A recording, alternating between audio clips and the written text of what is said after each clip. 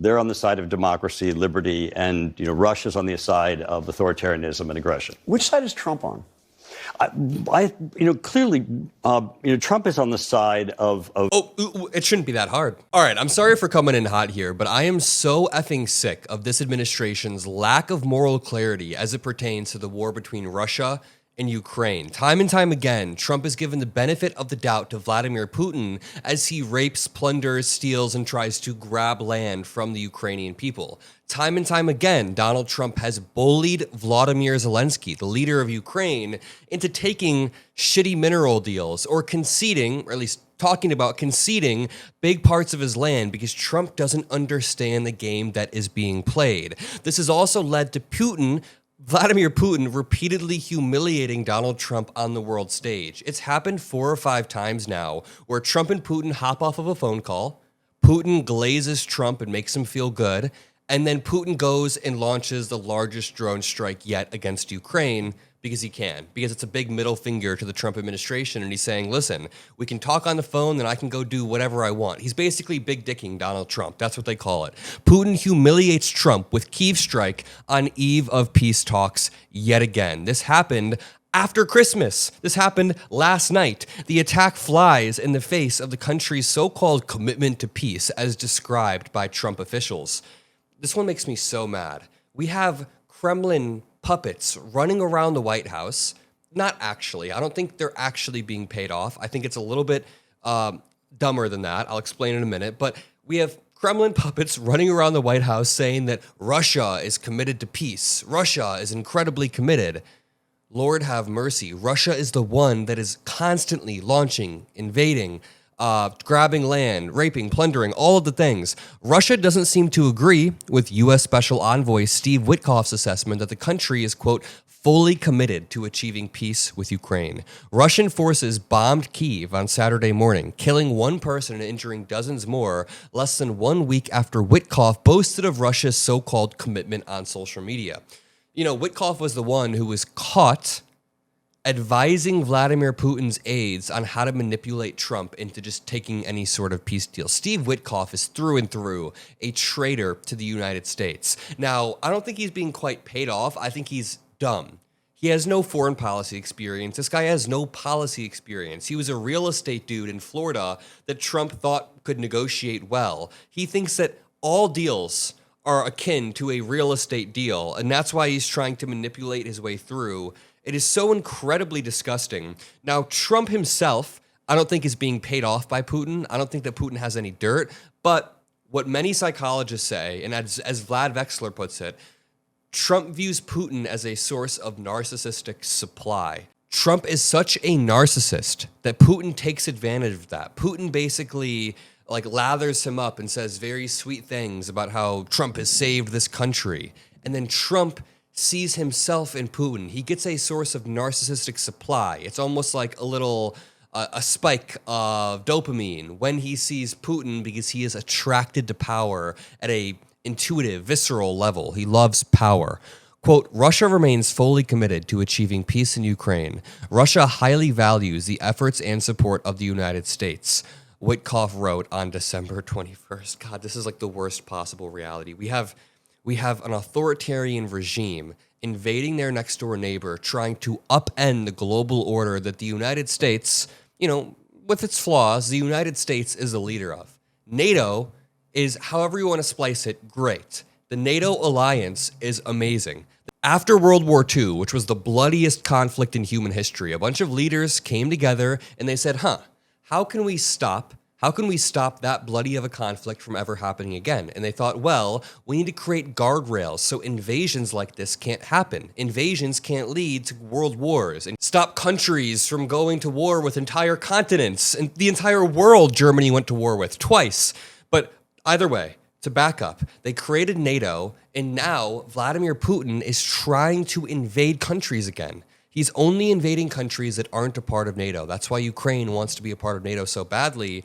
And now Vladimir Putin is successfully spreading anti-NATO, anti-Western sentiments throughout Western countries into the United States leadership, which could lead to another bloody global conflict over land and regime. Let's continue right here. GOP Representative Turner is explaining the difference between Russia and Ukraine, and he then gets asked, which side is Trump on?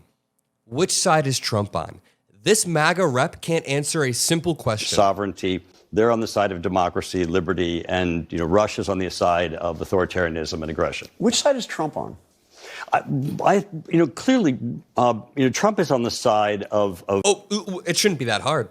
Peace, and he's trying to balance these two forces, which is very, very difficult to bring these two parties together. But in balancing it, we have to understand that Russia's goal is to take from someone else something that's theirs, and Ukraine has to have a sense of security assurances that Russia's not coming back. But can I just ask you, because Trump has repeatedly said that Ukraine never should have started this war, or words to that effect.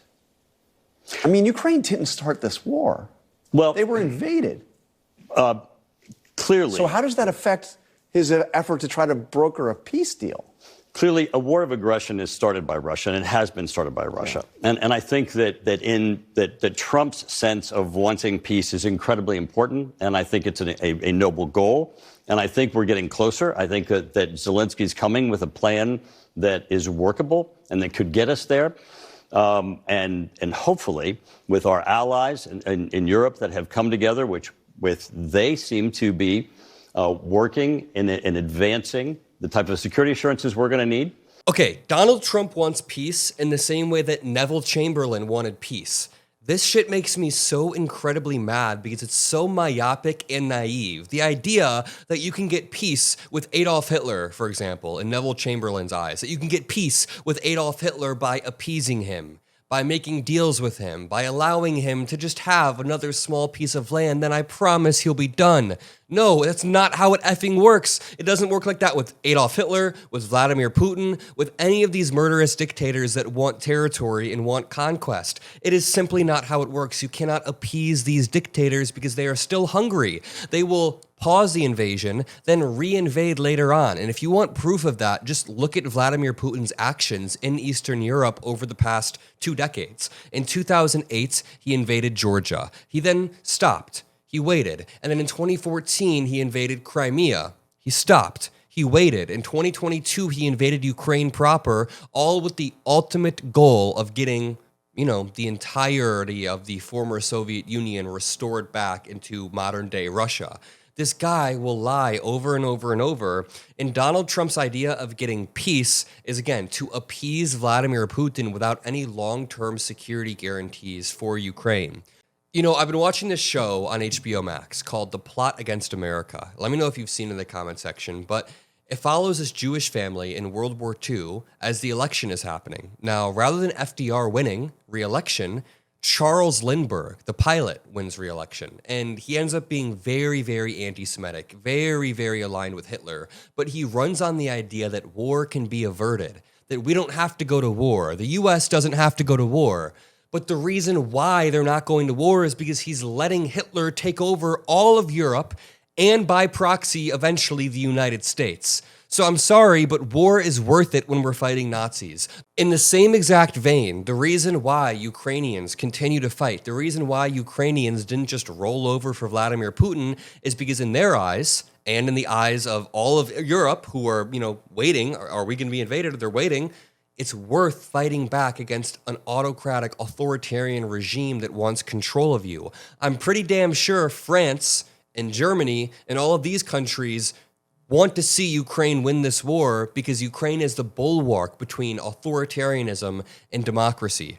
So all of this is to say, I want peace. The people in Ukraine want peace. I believe the people in America when we say we want peace, but I do not believe Vladimir Putin when he says that he wants peace, in the same way that you shouldn't have believed Adolf Hitler when he kept using the word peace. A lot of people's brain shuts off when they hear anti-war peace rhetoric, and they think that just because it's coming from Vladimir Putin or Donald Trump, that means that they must actually not want war. But it's more complicated than that. Sometimes, in order to prevent long-term war or the long-term massacre of people, you have to stand up for something short-term, and that's the fight that you're seeing in Ukraine right now. I hope I said that clearly enough. I know I was getting worked up. I love all of you, and if you made it this far in the video, drop some blue hearts. See you in the next one. Peace out.